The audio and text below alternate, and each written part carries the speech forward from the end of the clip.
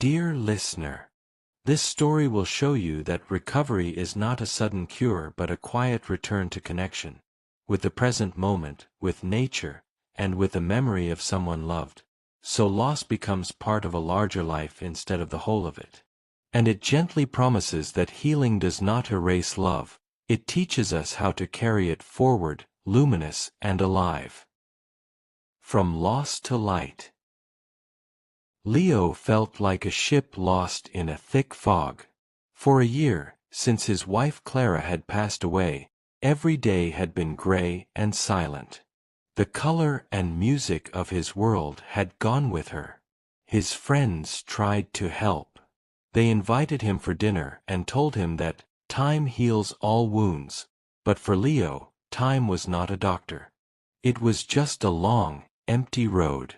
His heart was heavy with unspoken words and beautiful memories that now brought him only pain. One day, looking for an escape, he rented a small, old cottage on the internet. It was on a wild, remote coast, miles away from his empty house and the sympathetic looks of his friends. He packed a small bag, got in his car, and drove until the city was just a distant memory. The cottage was simple and made of stone, and it stood in the shadow of a tall, white lighthouse. The air tasted of salt, and the only sound was the constant cry of seagulls and the deep, rhythmic breathing of the sea. It was a lonely place, but for the first time in a year it felt like the right kind of lonely. It matched the landscape of his soul. On his first evening, as a cold wind began to blow, Leo saw a light in the window of the lighthouse keeper's house next to the tower. A few minutes later there was a gentle knock on his door. He opened it to find an old man with a face full of lines, like an old map. His eyes were the color of the sea on a calm day, and he held a small tray with 2 steaming mugs. "The wind is getting colder," the man said. His voice was rough, like stones rolling in the waves. "A hot cup of tea helps. I'm Silas, the keeper of the light." Leo was surprised by this simple act of kindness. He took the mug and mumbled, "Thank you. I'm Leo." "I know," Silas said with a small smile. "Not many people come here at this time of year. Come and sit by my fire when you finish your tea. The company is good for the soul." Leo didn't really want company, but there was something solid and peaceful about the old man. He found himself agreeing. He drank the tea, which was strong and sweet, and it warmed him from the inside out. He realized it was the first thing he had truly tasted in months. Later he walked over to Silas's small house, the light from the great lamp above them turning slowly, a steady pulse in the growing darkness. Silas's home was small and warm, filled with books, maps of the sea, and the smell of wood smoke. They sat in comfortable armchairs by a crackling fire, and for a long time they just listened to the wind and the sea outside. It was a comfortable silence. Finally Silas spoke. "The sea is a great teacher," he said, looking into the flames. "Some days it is angry and wild. It throws itself against the rocks and tries to pull everything into it. On other days it is as calm and flat as a sheet of glass. It is never the same, but it is always the sea." Leo thought about his own feelings. His grief was like that. Some days it was a violent storm that left him exhausted, and other days it was a quiet, deep sadness that was always there. "People who don't know the sea try to fight it," Silas continued. "They build walls that are too weak. They take out boats that are too small. They get angry that it doesn't do what they want. But a wise sailor doesn't fight the sea. He learns its rhythms. He respects its power. He knows the storm will pass." This idea was new to Leo. He had been fighting his grief, trying to build a wall against it, trying to pretend it wasn't there.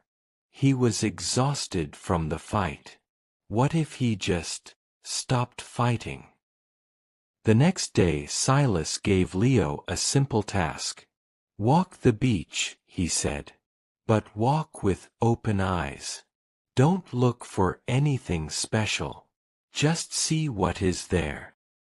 So, Leo walked. At first, his mind was full of sad memories of Clara. He could almost see her walking next to him, laughing. The pain was sharp. But he remembered Silas's words and tried to just notice. He noticed the different colors of the stones, smooth and gray and white. He saw the intricate patterns on a seashell. He watched a small crab run sideways into a pool of water. He did this every day.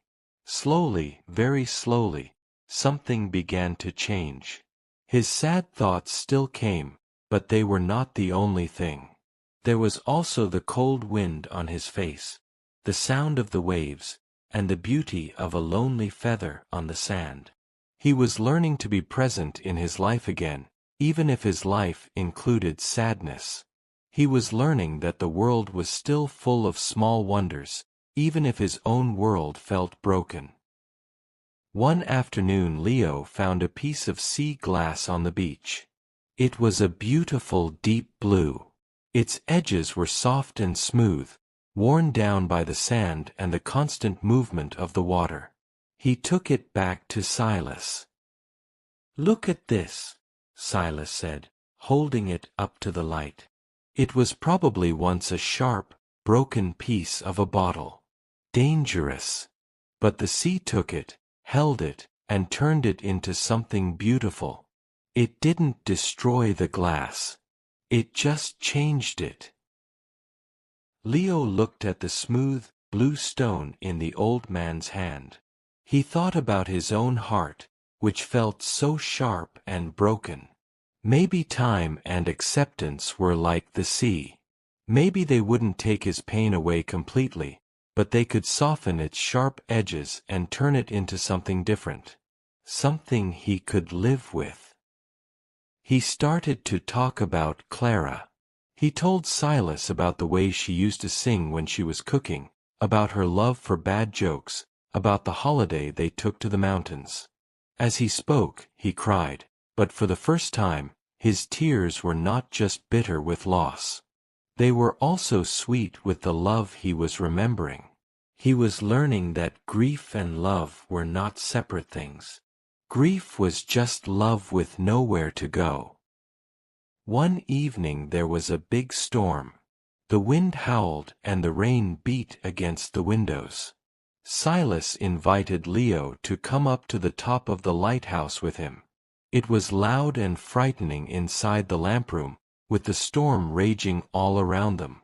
But in the middle of it all, the great light turned, calm and steady. "This is my job," Silas shouted over the noise. "My job is not to stop the storm. That is impossible. My job is to make sure the light keeps burning, to offer a guide for those lost in the dark." Leo understood. The storms of life, sadness, loss, anger, would always come. He could not stop them. But he had an inner light, a core of awareness and peace that he could learn to keep burning. His mindfulness practice, his walks on the beach, his gratitude for a cup of tea, these were the things that kept his light steady. He was not his storm. He was the lighthouse. The day came when Leo knew it was time to leave. He had been at the cottage for a month. The deep sadness had not vanished completely, but it was no longer a fog that covered everything. It was now more like a cloud in a much bigger sky. There was blue sky again. There was sunlight.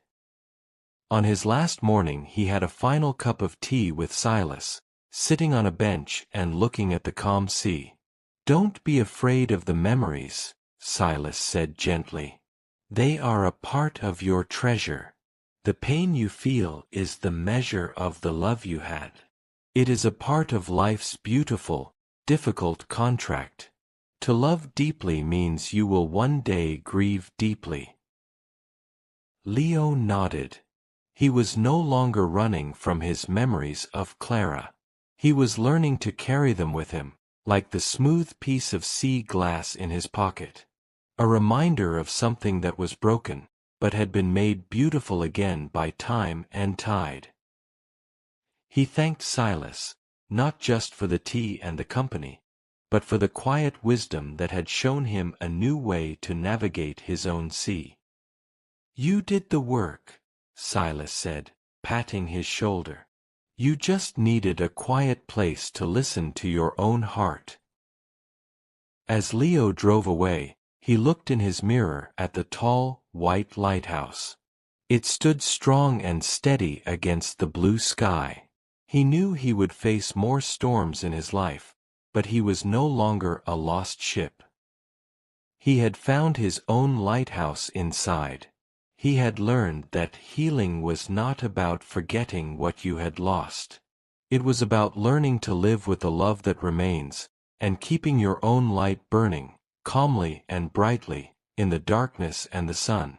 He took a deep breath, and for the first time in a very long time, he felt a genuine glimmer of hope. He was ready to go home. Dear listener, I hope this story gently reminds you that grief, sadness, and pain are not signs of weakness or failure. They are signs that you have loved deeply. I hope you discover that presence can exist alongside sorrow. That even in difficult seasons, there are still small moments of warmth, a cup of tea, a quiet walk, a memory that hurts and comforts at the same time. When you allow yourself to notice these moments, life slowly becomes wider again. The sadness may remain, but it no longer fills the entire sky. Most of all, I hope this story helps you trust that you carry your own lighthouse within you. You cannot prevent loss, change, or heartbreak, but you can keep your inner light burning through awareness, kindness toward yourself, and gentle acceptance of what is. When you do, storms no longer define you. They pass through you, while you remain. If your life changes after reading this story, I hope it changes in one quiet way, that you stop running from what hurts and begin listening to it instead. And in that listening, you may find not only pain, but love, strength, and a calm, steady hope guiding you forward.